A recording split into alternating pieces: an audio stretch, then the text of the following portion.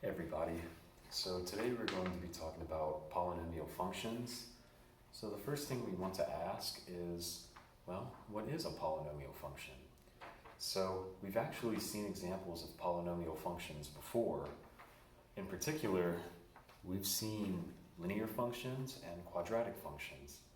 Now a linear function is an example of a polynomial function of degree 1, and a quadratic function is an example of a polynomial function of degree 2. Now all of this terminology is going to be explained throughout this section, and this gives us more of a motivation as to what a polynomial can consist of, what it could look like. So in particular, the standard form of a polynomial function looks precisely like this. Now, disclaimer, this is not a formula you need to know. This isn't something you need to know letter for letter, anything like that. But it does give us an idea as to how a polynomial function is structured. One thing to keep in mind, though, is something we've actually seen already, this idea of having polynomial functions in a standard form. A standard form, we actually did this for quadratic functions, where we put them in a standard form to make them a lot more easy to factor. Now, standard form, when it's generalized to a polynomial, is every term. So a polynomial may have a third degree term, and a fourth degree term, and a fifth degree term, instead of just an x and an x squared. And so standard form organizes all of the terms in descending exponent order. So in particular, the highest exponent term goes first, whatever the next one is goes second, and so on and so forth. We'll see examples of this as we do problems coming up here. So standard form, that's something that we will keep in mind. And a few homework questions will ask you to put various polynomials in standard form. The leading term is referencing, after you put it in standard form, the leading term is the leading coefficient with the variable and the corresponding exponent. That whole expression is your leading term. Also, the degree, what that references is the highest variable exponent in the polynomial function. So whatever the highest variable exponent is, that's the degree. Also, it's the exponent of the leading term. So from here, what we want to do is go ahead and we want to determine if various expressions are in fact polynomials. So one we may look at, and this is on page 43 of the notes, by the way. It's number 1 on example 1. So 2 minus x to the 4th divided by 3. And so one thing to keep in mind with these problems, so I'm going to just provide a rule of thumb for determining polynomials. This rule of thumb being, polynomials do not want variable expressions in the denominator, nor do they want any exponent that's not a whole number. So you may be able to foreshadow problem 3 that will have something that is not suitable for a polynomial, but in particular, all of the exponents need to be whole numbers, no strictly fractional exponents. So with problem 1 here, this doesn't have any variables in the denominator, and the variable exponent is a whole number. So it passes. This is a polynomial.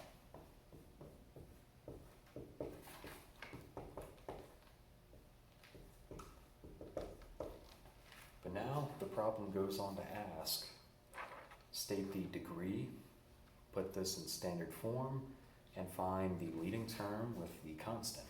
So we'll go ahead and do that now. So the first thing we'll do is put this in standard form. And the first thing we want to do is split this up term by term. Right now it's 1 fraction, and polynomials do not like expressions in a fractional form like this, we want to break it up term by term as much as we can. So one way we can do that from here. So coming down here, we can break up via the denominator.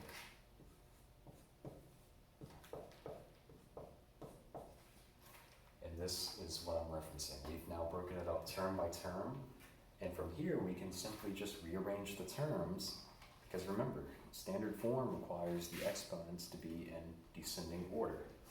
So descending order means the exponents are in descending order. Fourth power, that one goes first, and then the constant will follow. So in particular,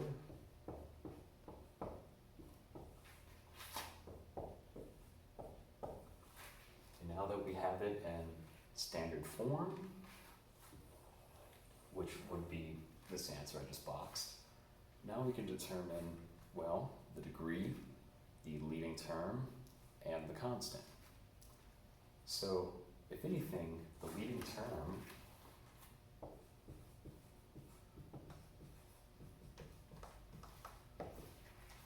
as I mentioned, it's the coefficient with the variable and the exponent. So the leading term would be negative x sub 4 divided by 3 right here. The constant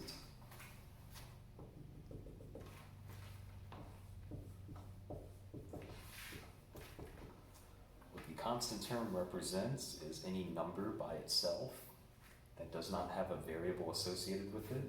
That's precisely what 2 over 3 is doing. So the constant here is 2 over 3. And then finally, I'll go ahead and shove the degree down here.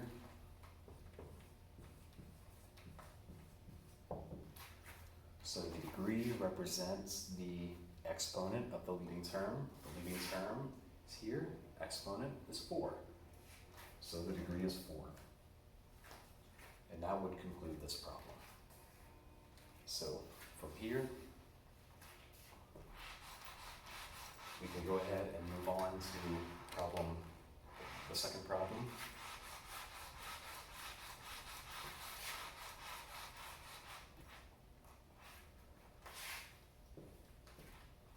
So the second problem has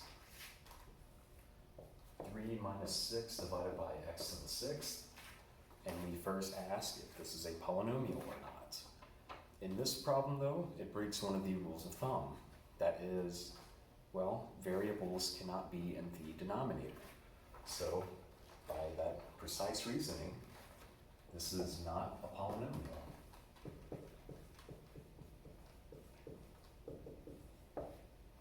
And it's not a polynomial because there's a variable in the denominator. That's it. There's a variable expression in the denominator. So if we look at problem 3, so x to the 1/2 minus x squared. So different problem here. Well, you might notice, well, there's no variables in the denominator, but there is a fractional exponent here. So we only want exponents to be whole numbers. So again, this is not a polynomial.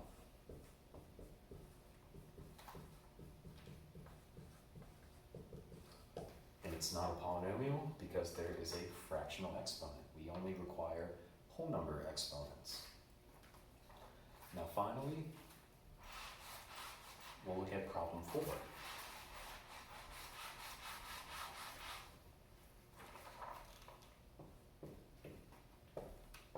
So this is 2 times x minus 3 squared, quantity times x squared plus 3.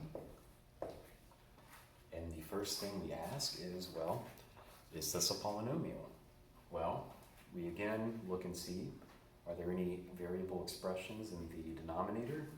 Well, there's no denominator, so that's a check right there. And all of the exponents are whole numbers, so that's another check. So we're going to say that this is a polynomial. So we'll say this is a polynomial.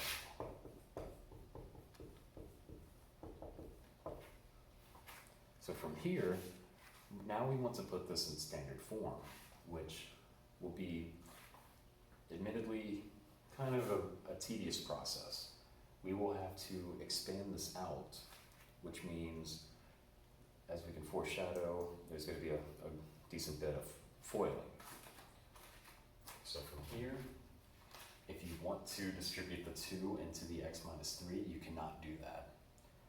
You cannot distribute the 2 because there's a square here, and that would break order of operations. So instead, how we can start this is by implementing the square as a way of rewriting the x minus 3 factor.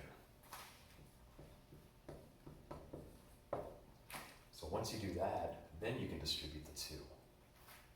So I'm going to distribute the 2, just like this, which will give us 2x minus 6 after we multiply accordingly. Everything else follows.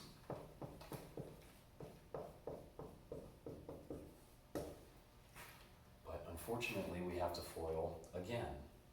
So I'm going to FOIL these 2. So again, FOIL, first, outer, inner, last. So 2x times x is 2x squared. 2x times negative 3 is negative 6x, minus 6x right there, plus 18. And from here, we have x squared plus 3. We do have like terms, so we can go ahead and combine really quickly. Negative 6x and negative 6x gives us negative 12x.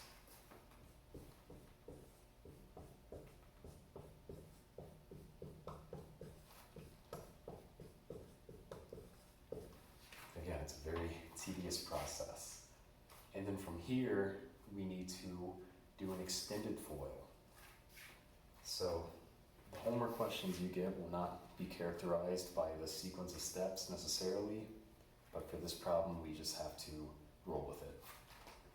So here, we're going to apply the extended FOIL, which means for every term on the left, it needs to multiply into every term on the right. So 2x squared will have to be multiplied to these 2 terms, the negative 12x, same idea, and the positive 18, same idea. And I'm going to attempt to put all that information here. 2x squared times x squared, that's 2x to the 4th, and then 2x squared times 3, that's plus 6x squared. Negative 12x times x squared is negative 12x to the 3rd, and then that's minus 36x. And then we have 2 more. So plus 18x squared. For these 2, finally, it's 18 times 3, which I'm pretty sure is 54. So now we have this. And from here, we can combine any like terms. I do see 2 like terms, or 1 pair of like terms. And we can go ahead and also put this in descending exponent order to put this into standard form and be done with the problem. So the 4th order term, or the exponent of 4, that one goes first, and then 3 goes next. And we do have like terms, the squares, so positive 6x squared and positive 18x squared. So plus 24x squared, minus 36x, plus 54.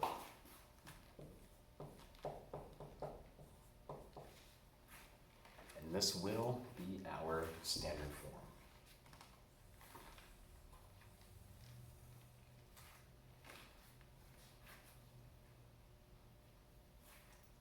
So from here, what we can go ahead and do is find the leading term, the constant, and the degree.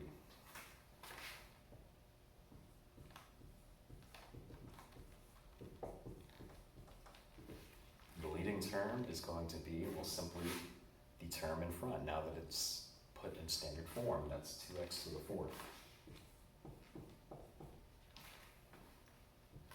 The constant will be, the constant represents is any number that doesn't have a variable associated with it. So that's going to represent, or be represented by 54.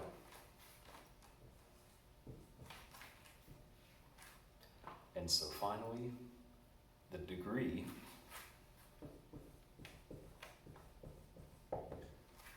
is represented by the largest exponent.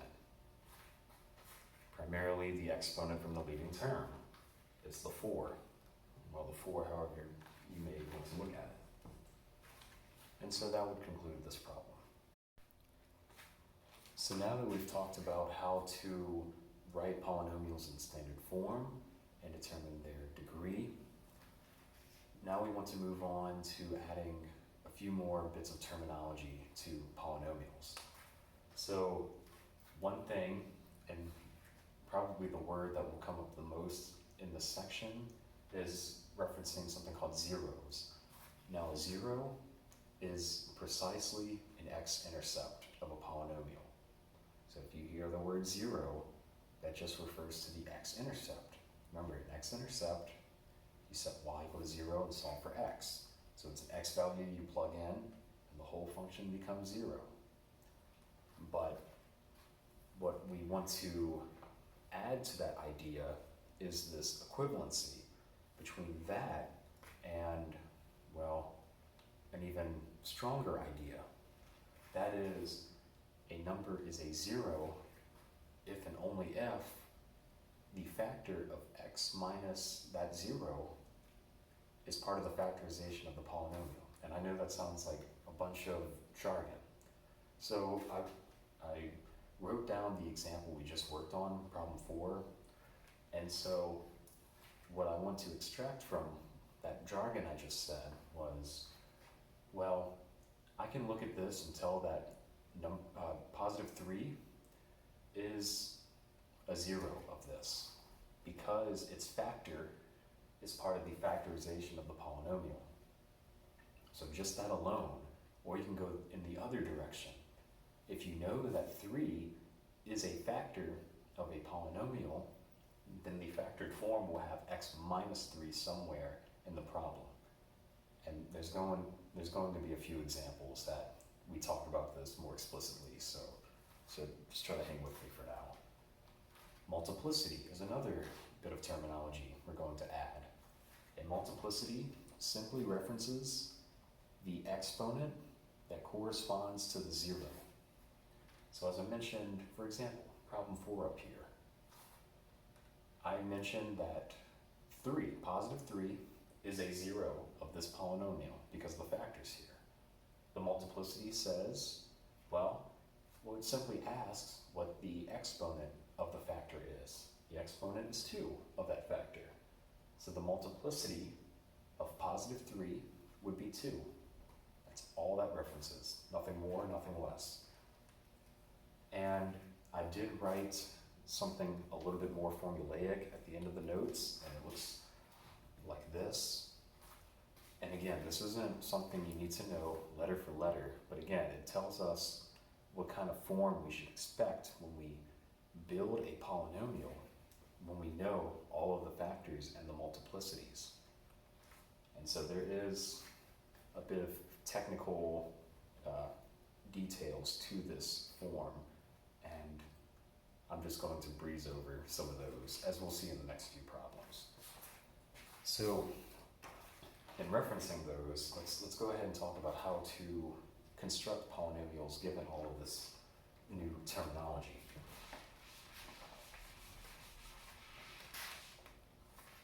So this is example 2 from page 44.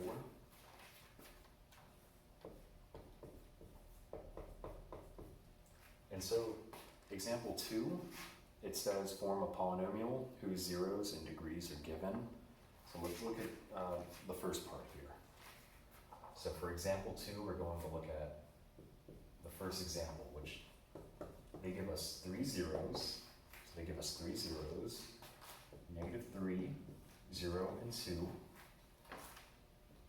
and they provide us a degree of 3.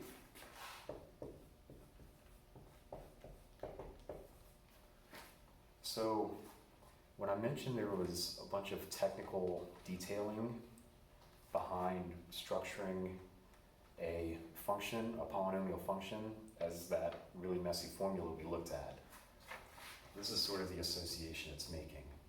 We're not going to look at the degree so much, we're just going to construct the function given the zeros. And so any function such that we have the zeros for it, we can construct using, well, that formula we mentioned earlier. But let's break it down. What does that horrible looking formula mean? So the formula had an A in front, and then it had a whole bunch of parentheses. Now we're going to have as many sets of parentheses as we have zeros. We have 3 zeros, so we're going to have 3 sets of parentheses. So 3 zeros, 3 sets. And in particular, the reason why is because each zero will contribute a factor. So notice this is a factored form. So each zero will contribute a factor. And so each one of them is going to start off with an x variable. And so now how we represent these zeros accordingly, -3 will contribute a factor of x plus 3. It has to be the opposite. And so we deal with this a lot. We've dealt with it in the transformation section, where numbers next to variables give us the opposite translation, left or right. It's the same idea here. Another way you can look at it, it's always x minus the 0. X minus -3 would be x plus 3. And we can move on to 0. 0 gives us another factor. And you can write x minus 0. And finally with 2, it's x minus 2. So this would be the construction relative to the zeros that were provided. And something also mentioned at the bottom of example 2, the last sentence, it says there's a leading coefficient of 1.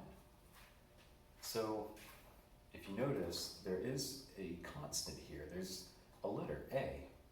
We wouldn't be done unless we knew how to solve for A. But since the problem assumes that the leading coefficient is 1, well, we can assume that A is 1. And so 1 times anything, well, that doesn't really do anything. So this is actually our answer, right here.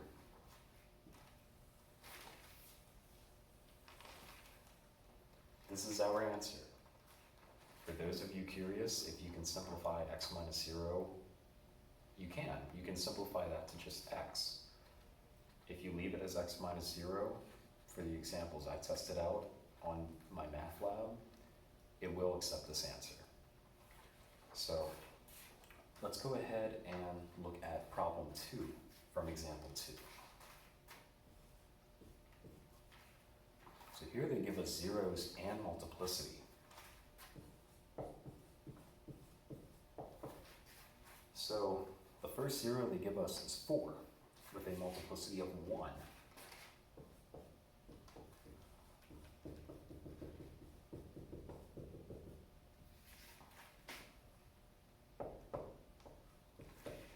So they give us, that's a corresponding set of information right there. A 0 of 4 with multiplicity 1. We'll come back to that momentarily. They also give us another 0 of 2.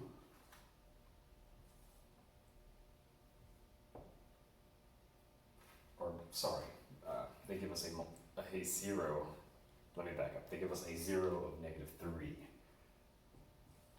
with multiplicity 2.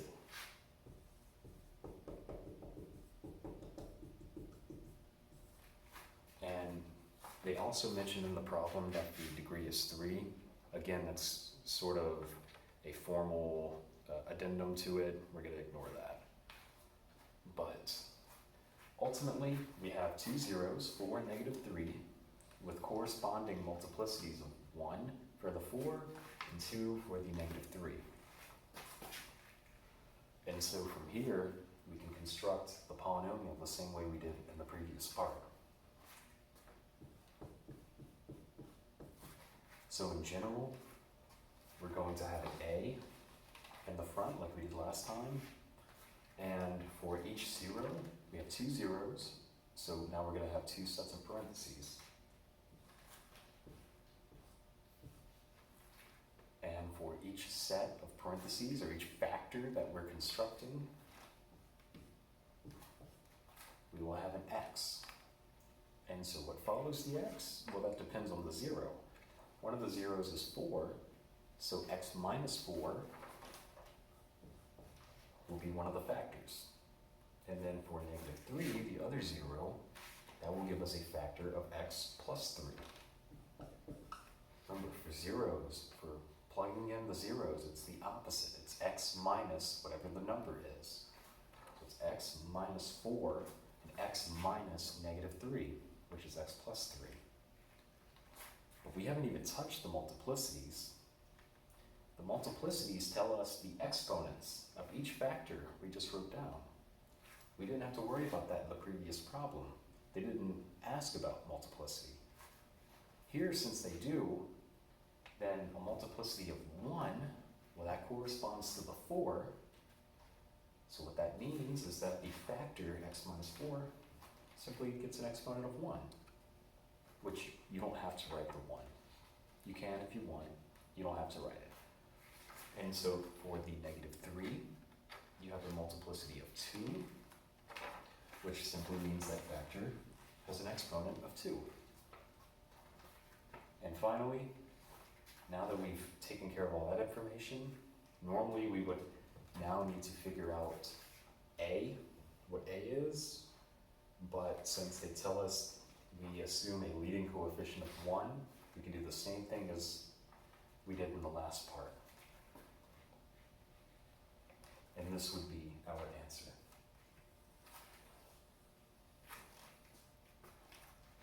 So from here, you might ask, well, we get to assume that A is 1, but what about if we don't get to assume that the leading coefficient is 1 or A is 1? And so that actually leads us to example 3 in the notes. So let's go ahead and look at that.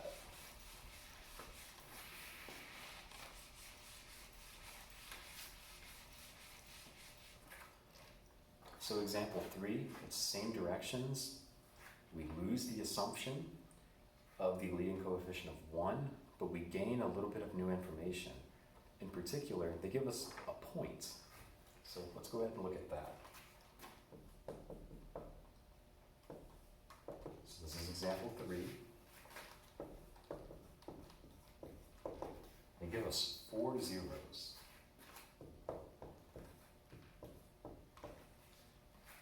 They give us 4 zeros. They tell us the degree is 4, which again is, it's more so technical, so we're going to ignore that detail. And the point, they give us this point.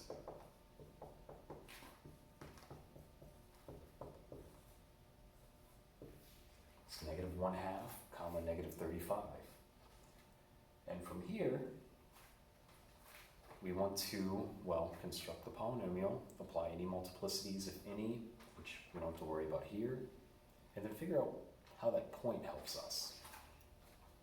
So let's go ahead and look at that. So if anything, we can construct the polynomial like we did in the previous 2 problems. We can start off with the A, and then for every 0 we have, we open up a set of parentheses. So we have 4 zeros, we'll have 4 parentheses.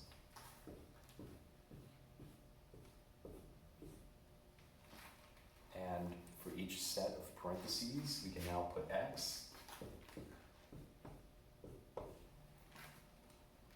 And so it's going to be x minus each one of our zeros. So x minus -1, which is x plus 1. And then x minus 0, and x minus 2, and x minus 3. So far this is our construction. And now the last idea to consider is figuring out a. What is a? So we're no longer told that a is 1. We don't have that assumption. Instead, we know that the point is -1/2 comma -35, which is a temporary substitution that we can apply. So this is a temporary substitution for x and y. So what I want to do, since this is temporary, this is going to be scratch work off to the side.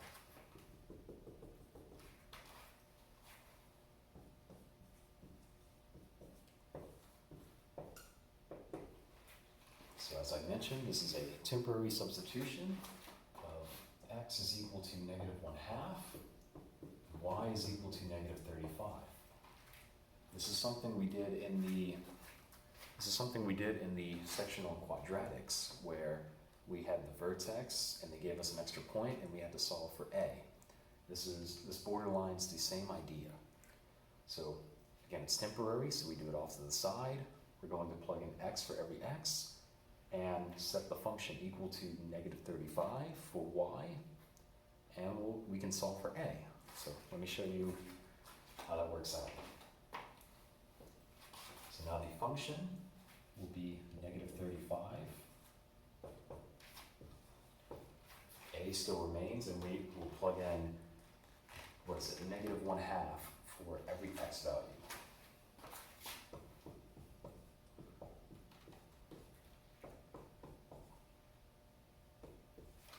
Sorry, I'm running out of room here. Try to do it like this.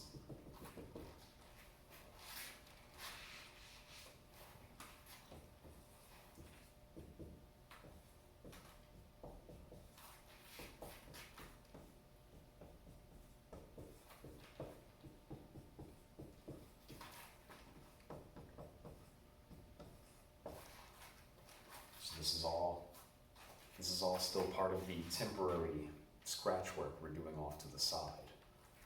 And so you can go ahead and put all of this in your calculator or do it one at a time.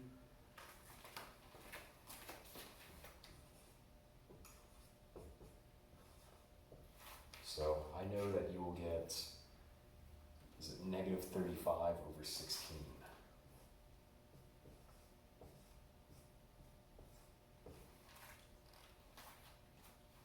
So you'll get -35 over 16 once you do all of that. And so now you need to figure out, well, what you need to figure out now, sorry, I'm getting distracted. What you need to figure out now is, well, now how do you get a by itself? And you get a by itself, well, you can clear the denominators, so you can clear out the 16 on both sides, so multiply both sides by 16. So if you multiply both sides by 16, you get -560 is equal to -35a, like that. And then dividing both sides by -35 will result in a is equal to, well, 16.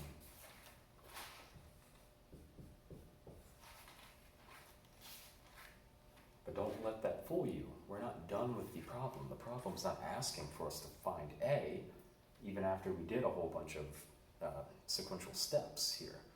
Instead, now that we have 16, we can plug that back into a, and, well, we're done.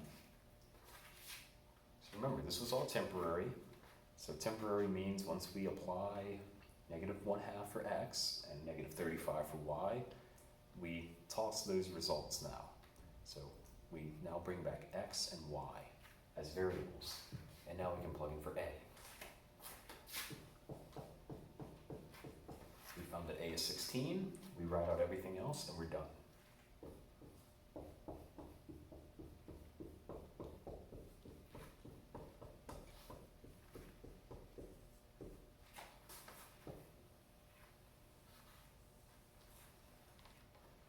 And this would be our final answer.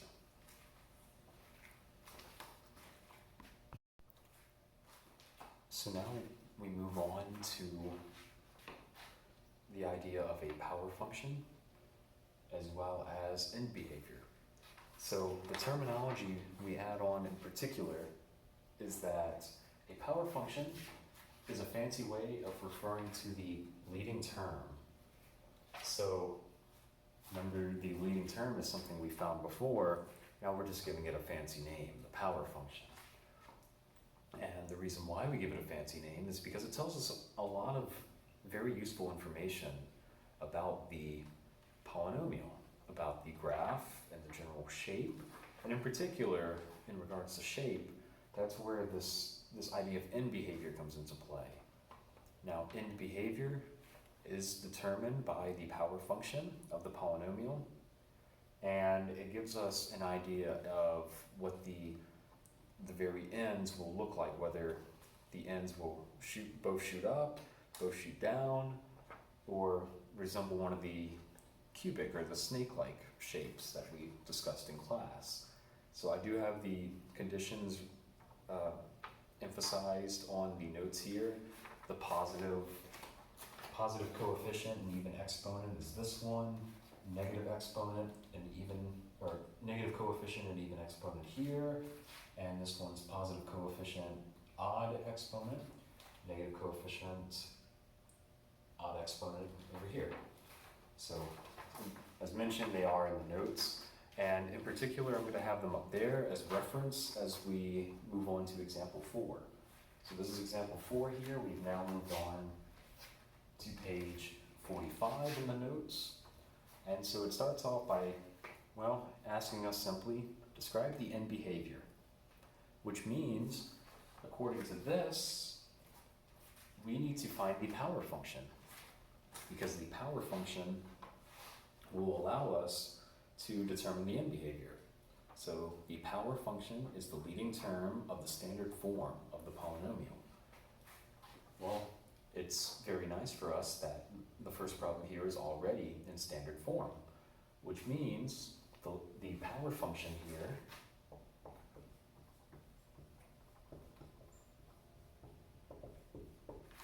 function is just 3x to the 5th.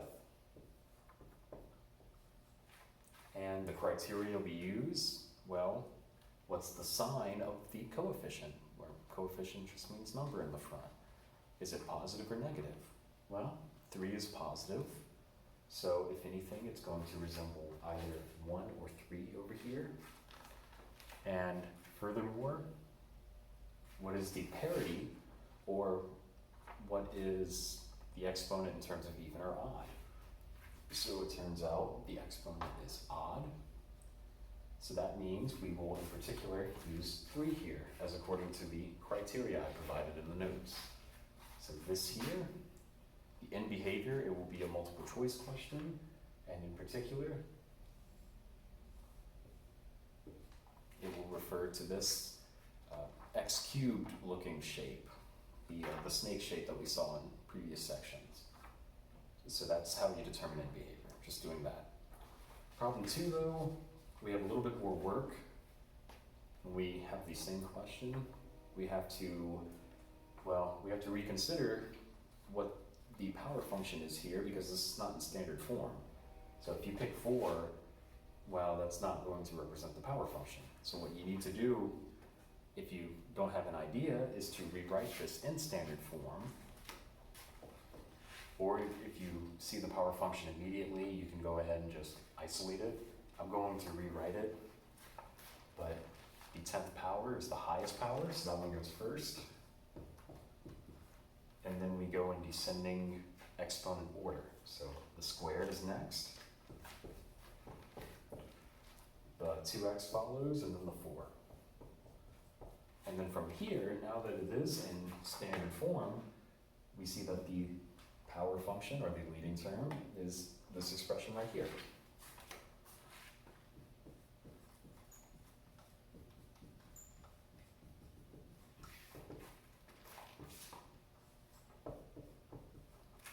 And now that we have the power function, all we have to do is match it up to which shape that corresponds to.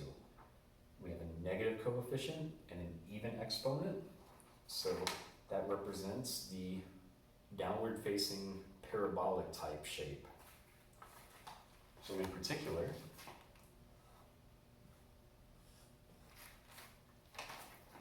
the end behavior would represent this. So this would be the end behavior for this problem, and this would be the end behavior for this problem.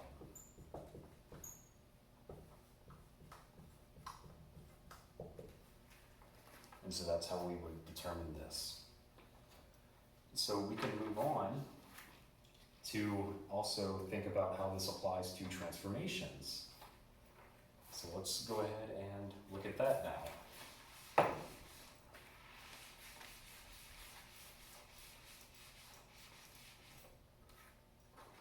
So with transformations, this will refer to how to construct the graphs.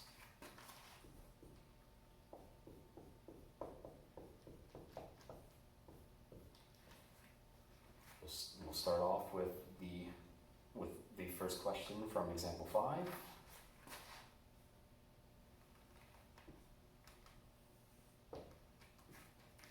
So this will be another multiple choice type question in the homework.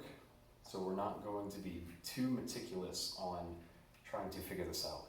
If anything, we would like to know what the shape of this function will look like. And that's when we can use an idea. We'll use it later on, but it will be this idea of term dominance.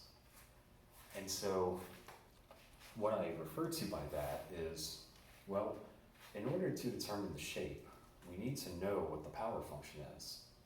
We can't figure out the power function with this expression unless we take this and raise this to the 5th power, which would require foiling 4 times.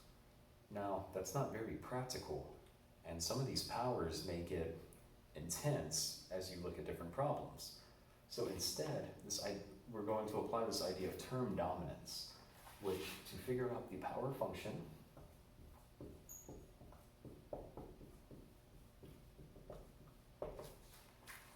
so we start off with x plus 5 to the 5th.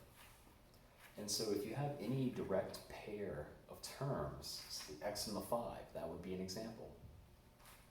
Term dominance refers to, well, which term dominates the other? Because with power functions, only the highest exponent term matters.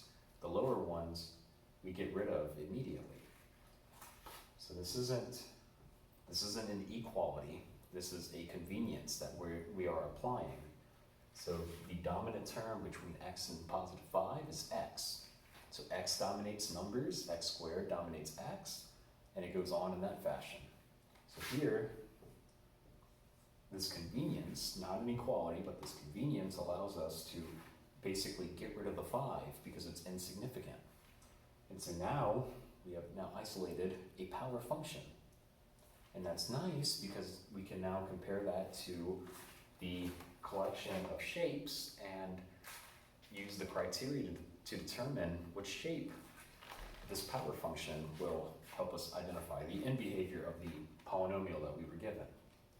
So x to the 5th, it's got a positive coefficient, which means it's one of these two, and it has an odd exponent, which means it would be number 3 right here.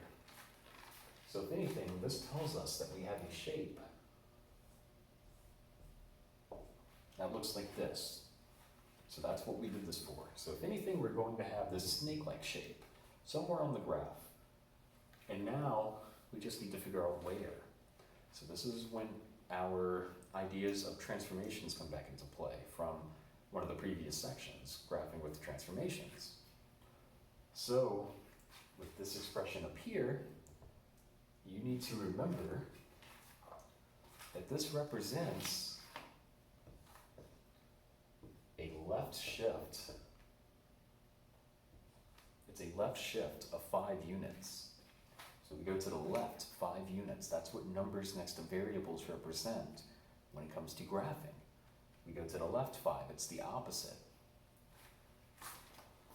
So we go to the left 5, 1, 2, 3, 4, 5. We don't have to go up or down, or there's no stretching, that's the only modification. And so to give a rough idea as to what this graph looks like, well, we will use the end behavior.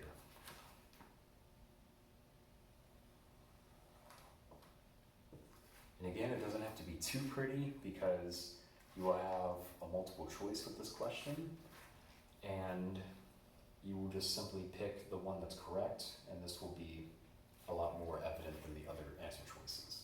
So it gives us a rough idea, which is good enough for these types of problems. And that would conclude this problem right here. So we can go ahead and apply the same idea to the other problem that we had, which this one is a little bit more elaborate. So the second problem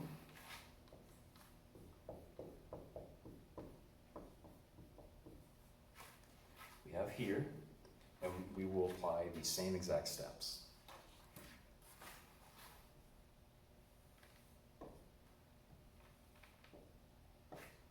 So the first thing we want to do, as we did before, is find the power function.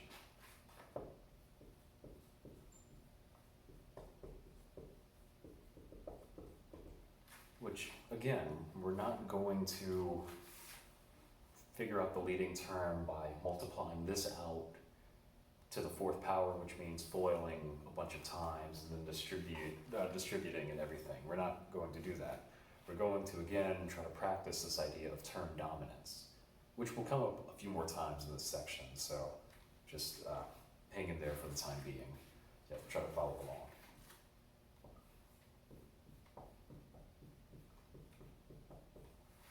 So as I mentioned before, this refers to any pairing of terms that are immediately associated with each other. Now, x and 1, they are both separate terms because a term separated by plus and minus. So that gives us an immediate situation we can look at. 5 and this expression are not considered different terms because that's a multiplication. We determine terms by addition and subtraction. And that's the first one I see. So x and 1 are 2 different terms. The dominating term is x.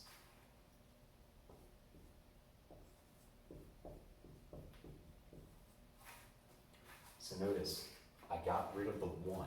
And again, this is not an equality, this is a convenience, this is a shorthand. So I'm not putting equals. But the dominating term between x and 1 is x. So that's why the 1 just vanishes. And we're left with x, and everything around it just follows over. So now it's x to the 4th, as I have here. But we do not have a power function. A power function is a leading term. That's singular. Here we have 2 terms. So again, we need to use term dominance.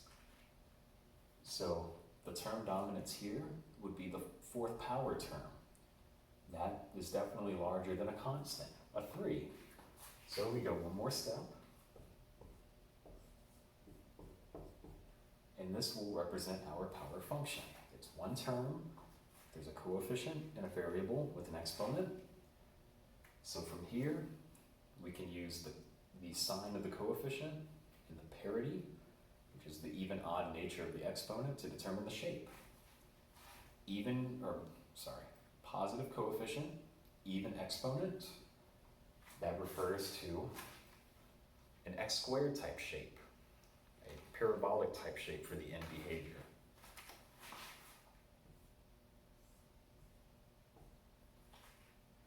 So we have this, which gives us a general idea of the shape.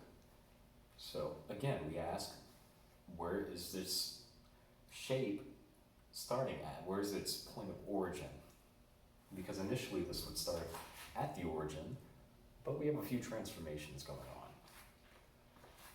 So, similar to the previous problem, the 1 here tells us that we have a left shift of 1.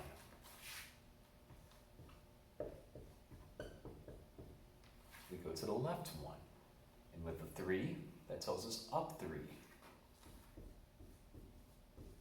And the 5 tells us a stretch, a vertical stretch of 5.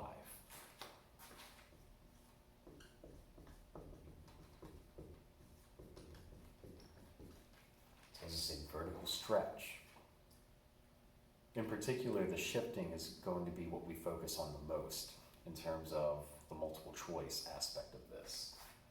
So this tells us to the left 1, okay, left 1, up 3, 1, 2, 3.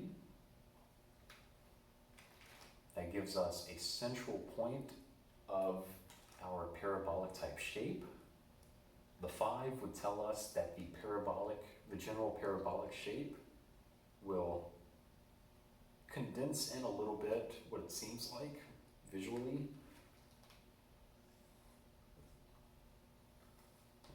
And again, this graph doesn't need to be perfect. The other choices will be much more contrasted in comparison to this one. So this would, in my opinion, be a sufficient characterization for the answer. So now what I want to add to this discussion is, well, I want to throw in a few more characteristics regarding the graph of polynomial functions. So you'll notice a homework question that'll ask for what specific type of characteristics does the graph of a polynomial have? And so I don't have it written up here, but I have it in the notes. A polynomial function is smooth and continuous, which means that there's no open circles in the graph, there's no asymptotes, there's no breaks. If you were to be able to draw the whole graph, you could do it in one stroke without ever lifting your writing utensil. So that's virtually what smooth and continuous represents. A little bit more important of an idea, they're going to ask a few times about the maximum number of turning points. And if you know the degree of the polynomial, the maximum number of turning points is simply the degree minus 1. A quadratic function has a degree of 2. And guess what? It's shaped like this. It has a maximum number of turning points of 1. Notice there's 1 turning point. And that's because, well, 2 minus 1. So that's sort of another idea.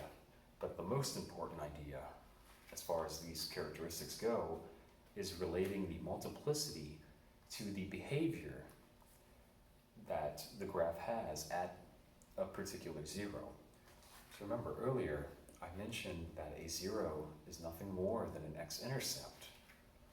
So an x-intercept characterizes when a graph interacts with the x-axis.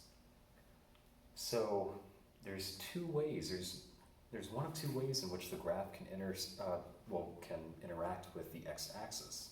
It could cross the x-axis, it goes straight through, or it could simply touch or bounce off. 2 examples of this with x squared. So if my arm represents the x-axis, x squared, it arcs down, it simply touches, and it goes right back up. As opposed to x cubed, which, same analogy, x cubed, it's that snake figure. It comes down and it crosses the x-axis and goes straight down. Notice the difference here lies in the parity of the exponent, or the parity of the degree. Is it an even degree, like 2, or an odd degree, like 3?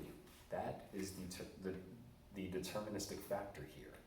And we'll talk about that actually in this problem over here. But I do have the general idea bulleted over here, and we'll reference that momentarily. So now we move on to page 46 of the notes, and the example is given here, and the first thing it wants us to find are the real zeros. So this comes back to, well, this is the converse of the problem we did earlier, where instead of constructing a function given the zeros, we want to find the zeros given the function. We're going in the opposite direction. So here, the zeros are characterized by the opposite numbers in each factor. So the opposite, not 1/2, but -1/2. And not 9, but -9. And so those are the real zeros here. And with two real zeros, when it says real, it still just refers to zeros in our class.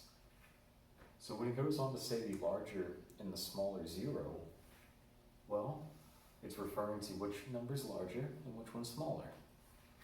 So if we want to make a quick note of this, the larger zero is -1/2. Smaller zero is -9. And from there, the multiplicity of that number refers to the exponent value of the corresponding factor. So -1/2, that came from this factor. The multiplicity just wants to find the exponent for it. That's just 2. That's all you have to do for this one. So for 1/2, or -1/2 rather, the multiplicity is 2. It's just the exponent. And then the multiplicity of -9. Well, -9 has an exponent of 3. So that's it. So now what this goes on to ask is, it wants to know whether the graph crosses or touches at each one of these zeros. Because remember, at each zero is an x-intercept, which means the graph interacts with it in some way, whether it crosses or touches. So each zero, it will either cross or touch, and that's what we get to find out. So here, it wants to know what happens at the larger x-intercept.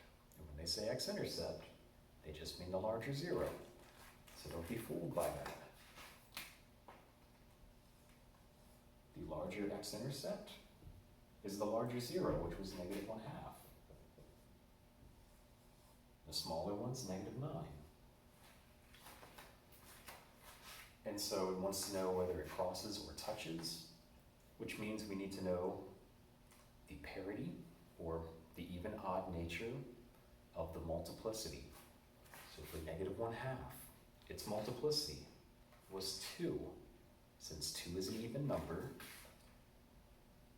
then, since 2 is an even number, even multiplicity means touches. That is the thought process you need to have. So we have touches here. And it's touches because the multiplicity for that number is even. For the -9, its multiplicity we found was 3. And so 3 is an odd number. Odd multiplicities, it means crosses. Simply crosses here.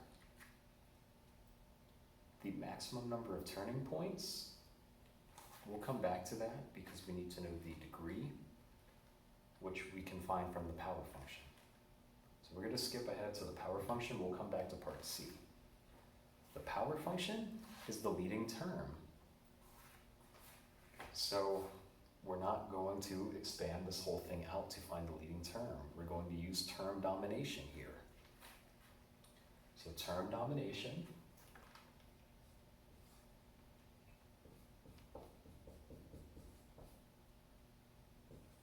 just go ahead and rewrite the function.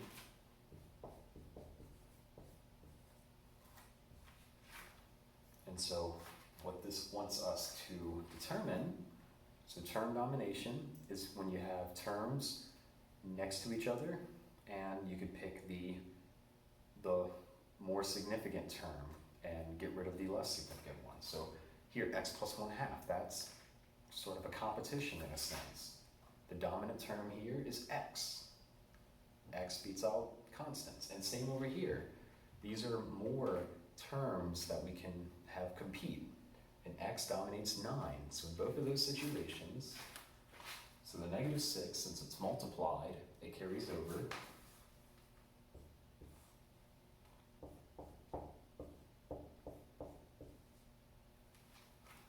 So here, the 1/2 virtually vanishes. The 9 vanishes. And then from here, x squared times x to the 3rd. Remember, in that situation, you add the exponents together. So it's just 2 plus 3 for the exponents.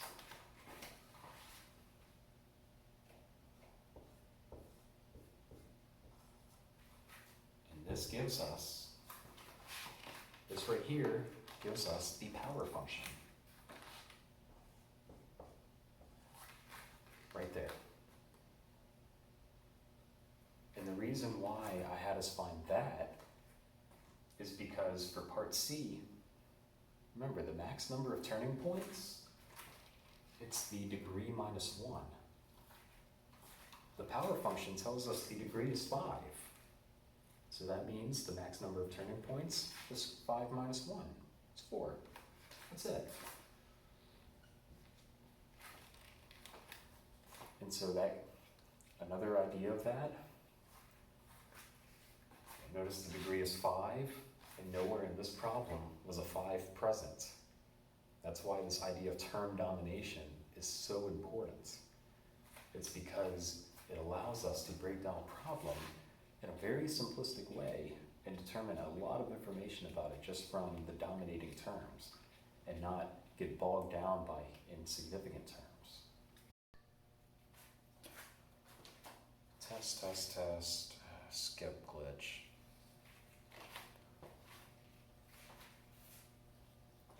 So now we're going to move on to a problem very similar to the last problem. In particular, find the real zeros, multiplicities, crossing and touching, all that stuff for, well, another function. So for the real zeros, we actually get 3 zeros from this expression. And it might seem odd to see that at first. One of the zeros that we get is actually 0 itself. Now 0 is derived from this expression right here. It's virtually acting as x minus 0. So this over here, this x squared right here is contributing to the 0, being a 0. And this expression right here, I know a lot of people in class were thinking that this represented a 0 of 3, but that wouldn't be true in this case because there's an x squared. What a 0 represents is what value does x equal in order for the factor to be 0. And so if we go off to the side over here, we will notice that if x squared minus 3 is 0, then solving for x, so we add 3 on both sides. When we solve for x, we get plus or minus the square root of 3. So notice we get plus or minus the square root of 3. That means that we get 2 additional zeros. So our real zeros, we get the positive square root of 3 and the negative square root of 3.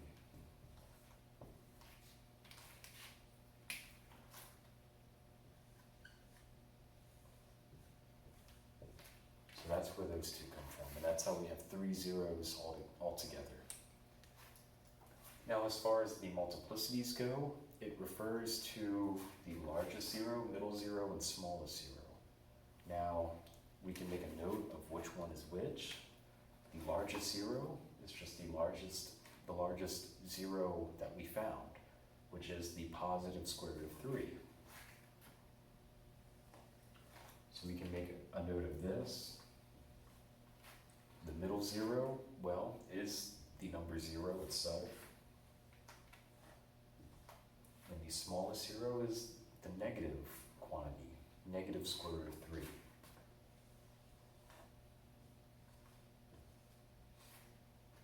And from there, now we know which factor to correspond to each 0. So the multiplicity of the largest 0, the multiplicity of the square root of 3. Well, we look here, but remember, the multiplicity is it's not 2. Because this factor broke down into 2 separate zeros. So something that did have a power of 2 broke down to give us each one individual 0. That's why the multiplicity of both the positive square root of 3 and negative square root of 3, those will both be 1. Those will both be 1. However, with 0, remember 0 came from x squared. That didn't break down at all. So its multiplicity is 2. So this is something to keep in mind when you go through these problems. Now, of course, this one is a little bit more engaged than the other problems, but it is something to still keep in mind. And now that we know the multiplicities, we can do something very similar to the previous problem. We can figure out crossing or touching. And notice it refers to the largest x-intercept, the middle, and the smallest x-intercept. And the largest x-intercept, well, it's just the largest 0. So we can again make this association. So the largest one still being the square root of 3, then 0, the negative square root of 3, and by corresponding those to the multiplicities, the corresponding multiplicities, then we can figure out, well, if the multiplicity is odd, then we get a crossing interaction. The graph will cross. So the largest one, the multiplicity is 1, which is an odd number. That's why we're putting crosses. Because the multiplicity is an odd number. Notice for 0, the multiplicity is an even number, so we will flip the answer as touches. And then we go back to crosses. Because the negative square root of 3 has a multiplicity of 1, which is an odd number. So now that we have all of this information, we can move on to parts C and D over here. But as we did in the last problem, we're going to skip part C and figure out part D, which will help us determine the turning points. So the power function, we're again, instead of determining the leading term by expanding this whole thing out, which we could distribute if we wanted to, we're going to use the term domination just to practice it. So here the term domination.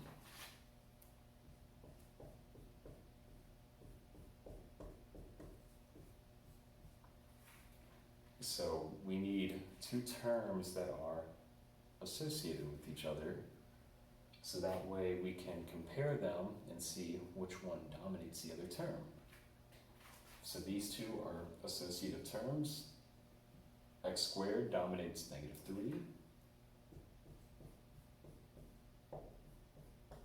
And that's why negative 3 virtually just disappears. So again, it's not an equality, it's a shorthand.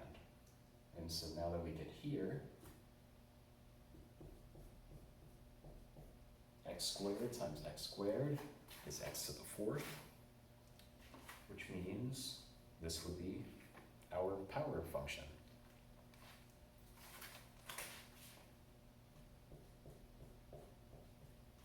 And what's so nice about a power function is that the power function, well, it gives us n behavior, but it also tells us the degree.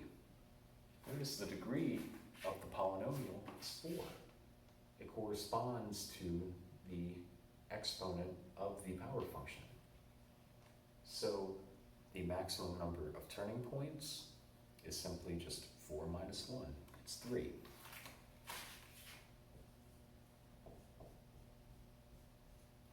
So that's it. If you have the degree, it's just simply the degree minus 1, which is 4 minus 1, and that's 3. And that would conclude this problem.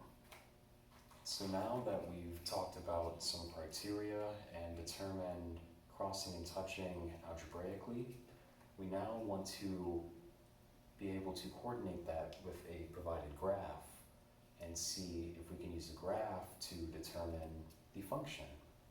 And so for this problem, this is example 7 from page 47, they give us 6 various functions and they want us to figure out which one coordinates with this graph the best.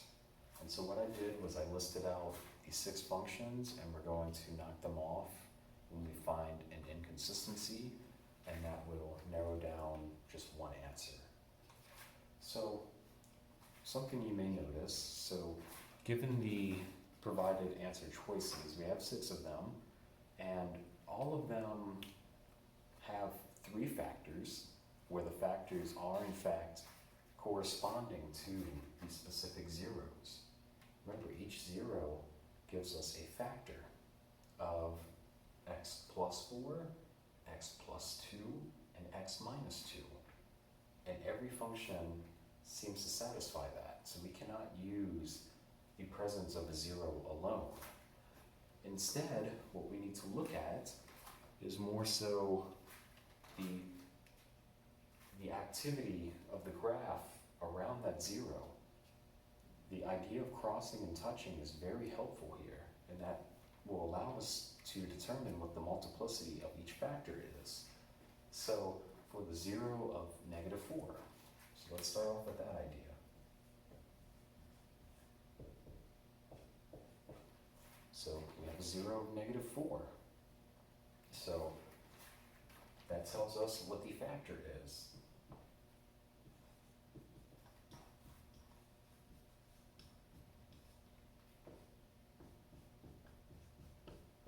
The corresponding factor is x plus 4, which all of them have, but even more so, we see that the graph is crossing at -4. And that's a very distinctive idea to identify. Because once we determine that the graph crosses at that 0, then that means the multiplicity of the factor has to be odd.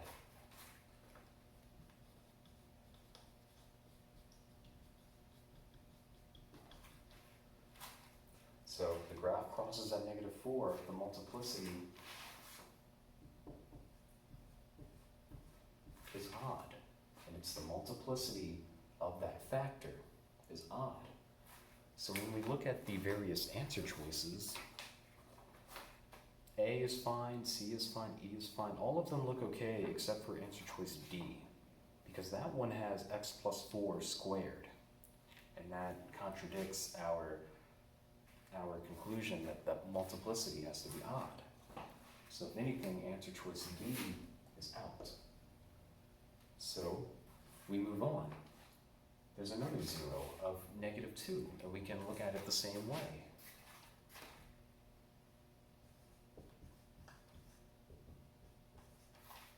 So for -2, the corresponding factor will be x plus 2.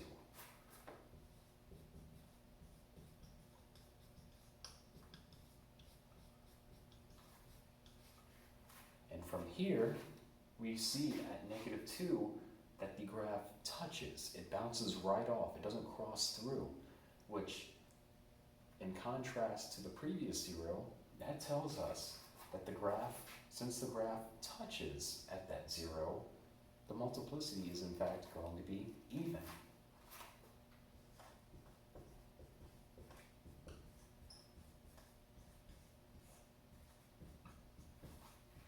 The graph touches at -2, and a touching interaction with the graph and the x-intercept implies that the multiplicity is even.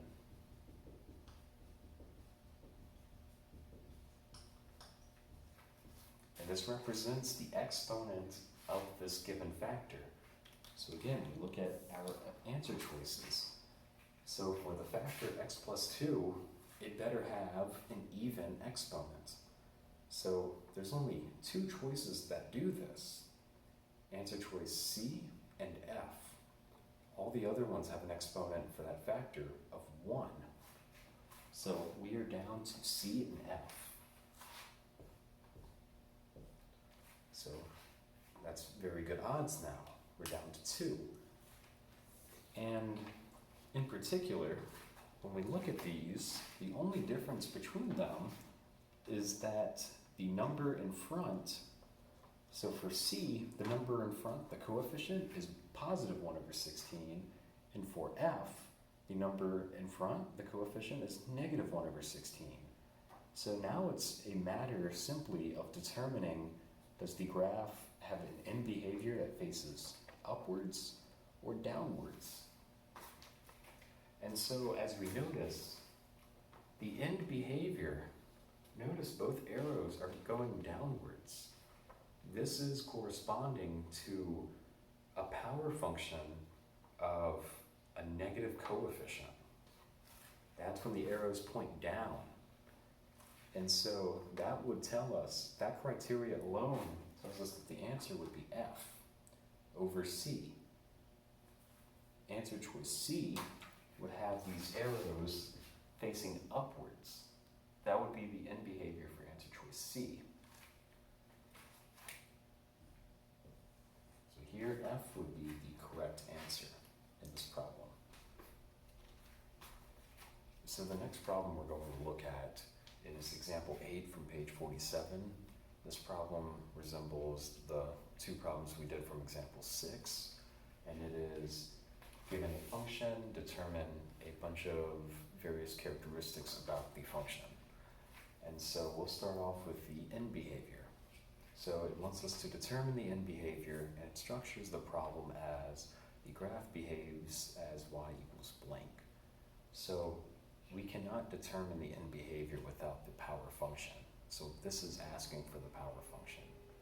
So in particular, we're going to do the term domination idea to determine the power function. So for this problem here, what we have are two different sets of terms that we can use to virtually compete.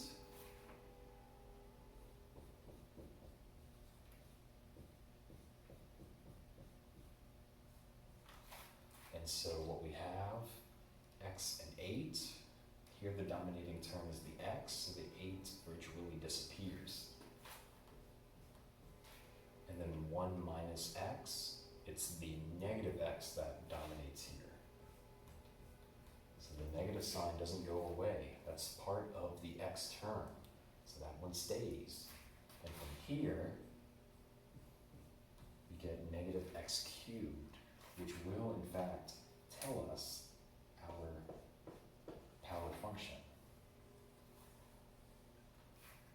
And so why this is helpful is that we can use this to determine the general shape.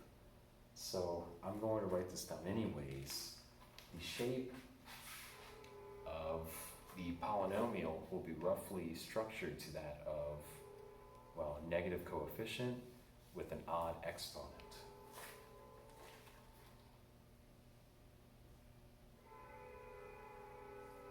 So when we eventually do consider the graph of this, we know that it will take on a shape like this. That's what the end behavior tells us.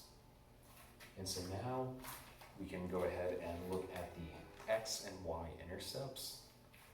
So remember, one of the main themes about this section is that the x-intercept just represents the zeros of the problems.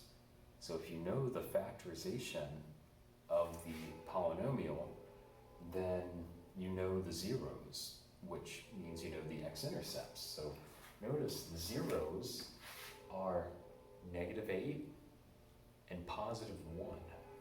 And yes, you do get positive 1 from this one.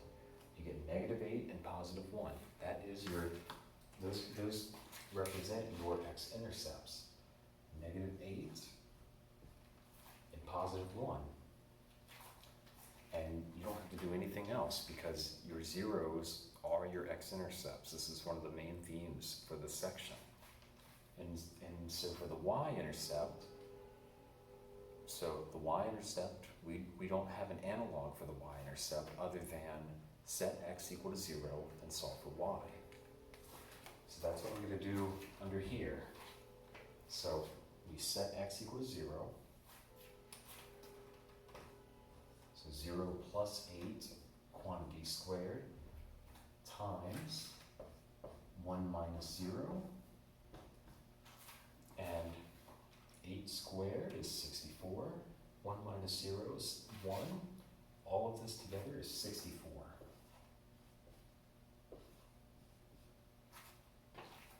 So we get that as the y-intercept. We know that the x-intercept is negative 8 and positive 1. So let's move on to part C over here. So now for part C, it wants us to find the zeros, which we already found. It's the negative 8 and positive 1. So we get those for free. However, there is an elaboration that follows this. The lesser zero and certain characteristics about it, and something about the greater zero. So lesser and greater refers to, well, which one of these is larger? Well, 1 is larger than negative 8, so the greater zero is positive 1, the lesser zero is negative 8.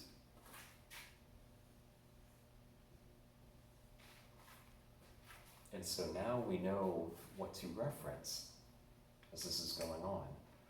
And so it wants to know what the multiplicity of those corresponding zeros are. So let's start with negative 8. Negative 8 came from this factor. That factor has an exponent of 2. So that's the multiplicity of it.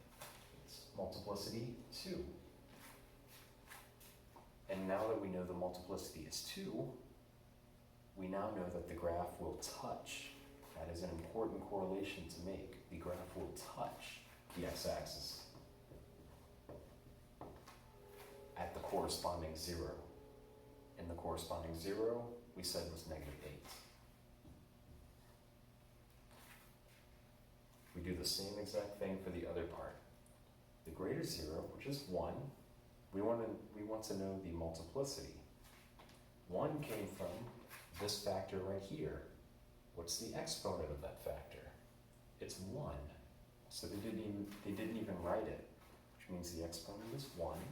The multiplicity is 1. And since the multiplicity is an odd number, that tells us that the graph will cross.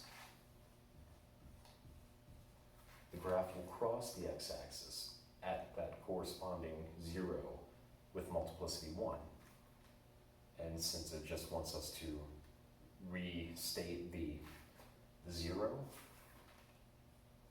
so this 1 and this 1 they represent different things. Keep that in mind.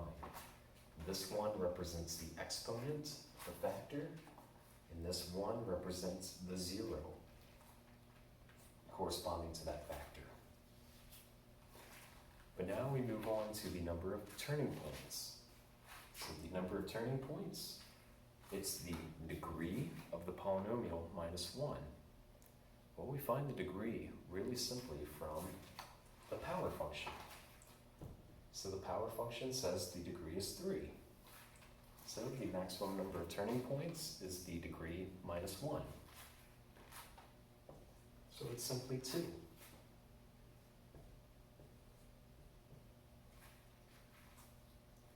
And finally, we will be given a situation where we determine the graph of the polynomial, given all of this information, and this will be a multiple choice selection.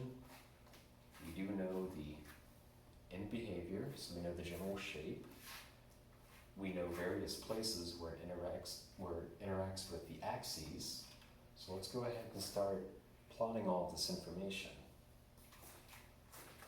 So the y-intercept is 64, so I'm guessing this goes by, so notice these go by 5s on the y-axis, so 60, 120, 180, 240, 300. So if these go by 60s, 64 probably be slightly above the first tick marker here.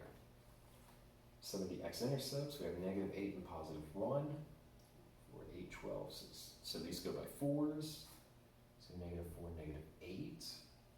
That's an x-intercept, and 1 is another one, so right here. So now,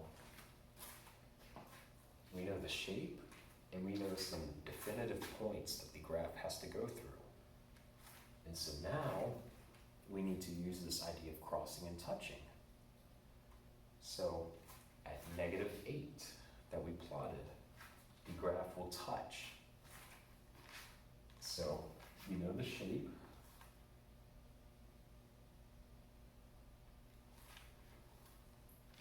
So we know the end behavior. So over here it says that it comes from the top down. That's why I'm drawing it this way. And since it touches at that 0, at -8, it touches. So that's why it's coming up. But it's going to hit this point and very quickly come down. And it will cross. For good reason, because we want that side of the end behavior to go down as per our prediction over here. And you won't need to know this graph, how to construct it this intuitively. The other choices will maybe jumble up the choice of zeros, but this is the motivation behind the structure of the graph. And that would conclude this problem. All right, to conclude the section, we're going to look at example 9 on page 48, which is very similar to example 8 that we just talked about. And it's virtually finding all the same characteristics for a different function. Now, if anything, since we are dealing with finding zeros and focusing on how those x-intercepts play into the construction of polynomials, it would be a good idea to factor this polynomial. And in fact, in the problem, it does suggest you factor the problem first. So when we go to factor this and put it in a factored form, you may notice that every term has an x in it. So we're going to factor out an x.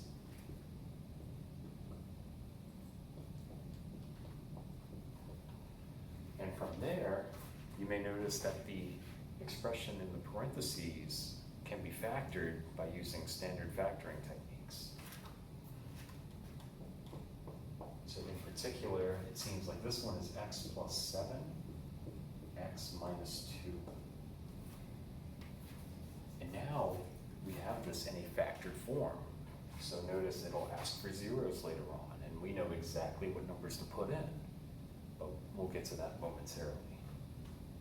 We start off with the end behavior, and well, it turns out since we had the standard form already from the beginning, well, it was in standard form already, so we don't have to use any term domination. It's clear that the leading term here is x to the 3rd power.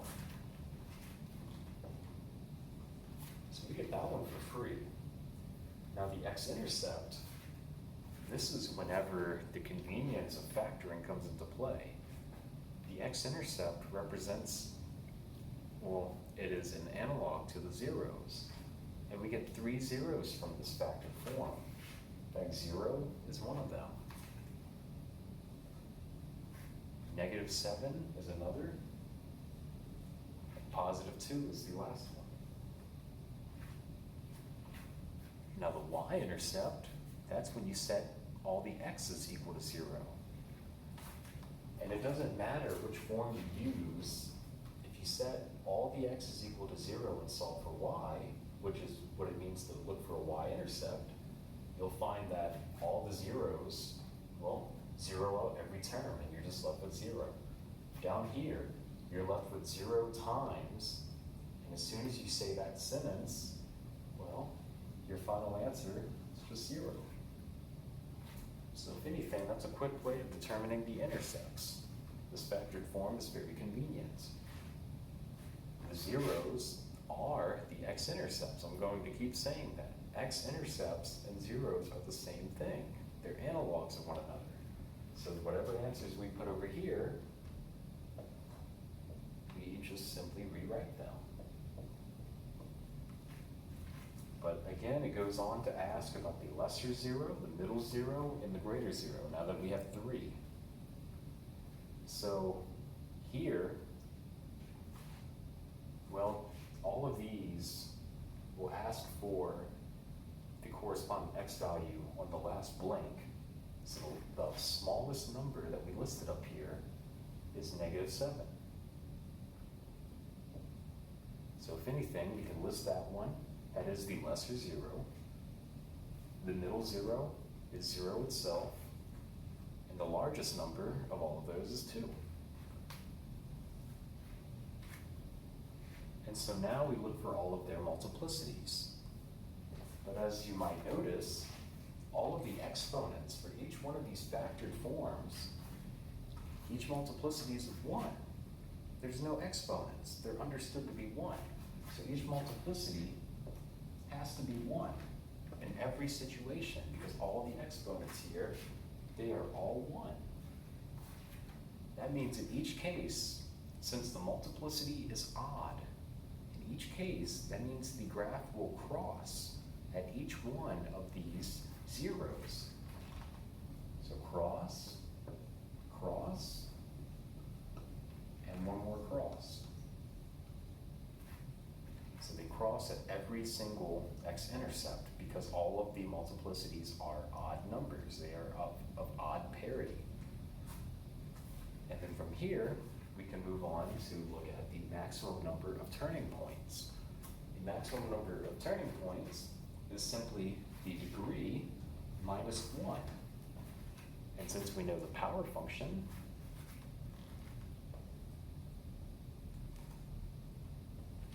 well, the degree minus 1 is just 3 minus 1. It's just simply 2. That's the maximum number of turning points. Now we can use all of this information to plot the graph. And one thing that I didn't write down last time that I'd like to address now, the end behavior of x cubed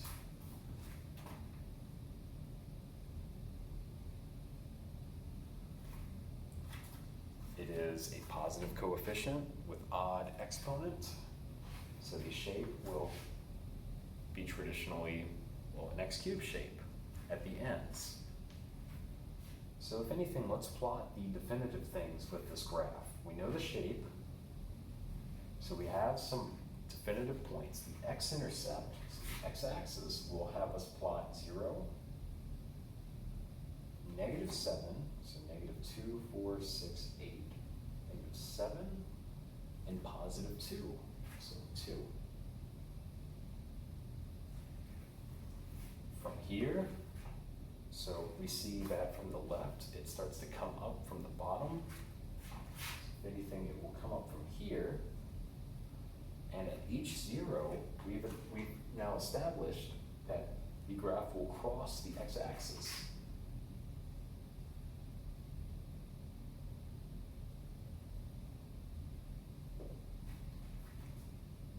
And so we will get precisely this graph here with 2 turning points. And so, again, you don't need to know how to construct the graph this intricately, but this is the motivation. Again, some of the other multiple choice parts might change up the zeros that are involved. But other than that, this would conclude the problem. So for those of you who stuck around to the end of the video, I do have a problem from the workbook that I'm more than happy to work out. This is problem 2 from the workbook, page 14. So problem 2 from page 14. And so really it's asking for the same information from the last two problems on this video. And in particular, it wants us to find the power function, the intercepts, and all of the in-between information such as end behavior, crossing, touching, and use all of that to, well, graph the function. And so what we're going to do, well, let's start off with the power function. And remember, the power function will help us find the end behavior. So with the power function, we're going to, once again, use the dominating terms idea. And we do this so we can avoid having to multiply everything out and find the leading term. So we look for each pair of terms that we can use to compete with one another.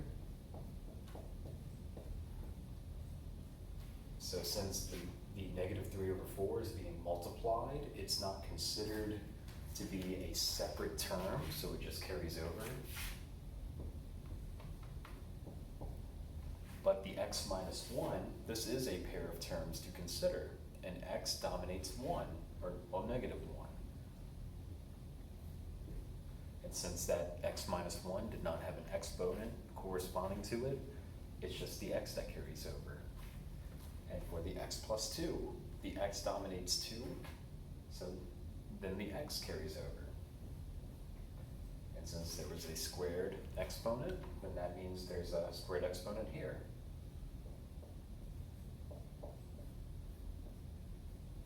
And by simply simplifying this whole expression, remember you add exponents when you multiply variables, then we get this as, well, the power function.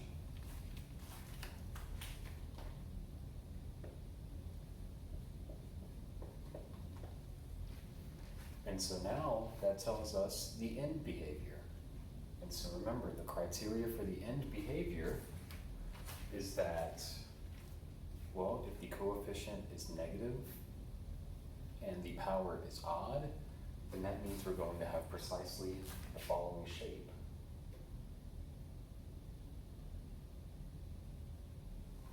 Precisely this shape. It's not necessarily the traditional snake shape, but it's that same shape flipped about the x-axis. Again, it's on that table of various end behaviors that you should familiarize yourself with. And then we move on to the intercepts. So we're going to break it down one at a time.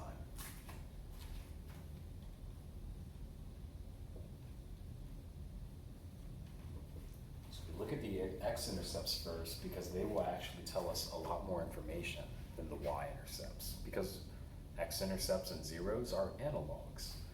So here, since we know the factored form, we can get the x-intercepts really quickly.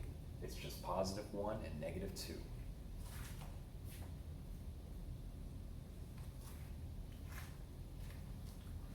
And so with these, we can determine whether the graph will cross or touch at these x-intercepts because they are zeros. So 1 here came from this factor. This factor has an exponent of 1. 1 is an odd number, which tells us that the graph will cross here.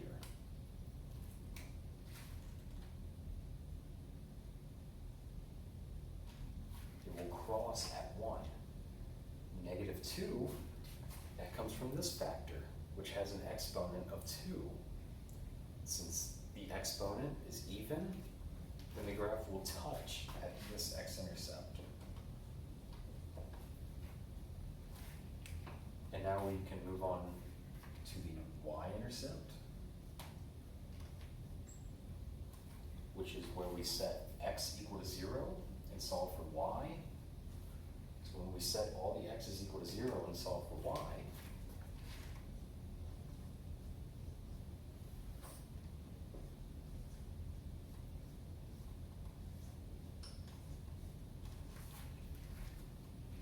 well, what we end up getting, we get a negative 1 here and a 4 here. 4's cancel, negative, negative. Any way you do it, you end up getting positive 3. So positive 3 for the y-intercept. And now we can use all of this information to sketch the thing. So now we know, well, let's plot some definitive points. We have two x-intercepts, positive 1 and negative 2. And it seems like the provided graph in the workbook, they go by increments of 2. So I will replicate that. What they start at negative 12. So that's negative 12, 4, 6, 8, 10, 12. So if anything, we can go ahead and plot these x-intercepts. Positive 1 would be right here. Negative 2 would be over here. And it looks like they do the same plotting for the y-axis. 6, 8, 10, 12. 6, 8, 10, negative 12. And so now we can go ahead and plot the y-intercept of positive 3. So now we know that the shape starts from the top and comes down.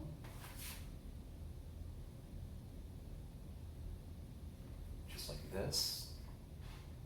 And we know at this point is negative 2.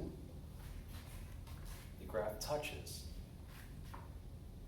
So it will come up. It has to hit a point on the graph.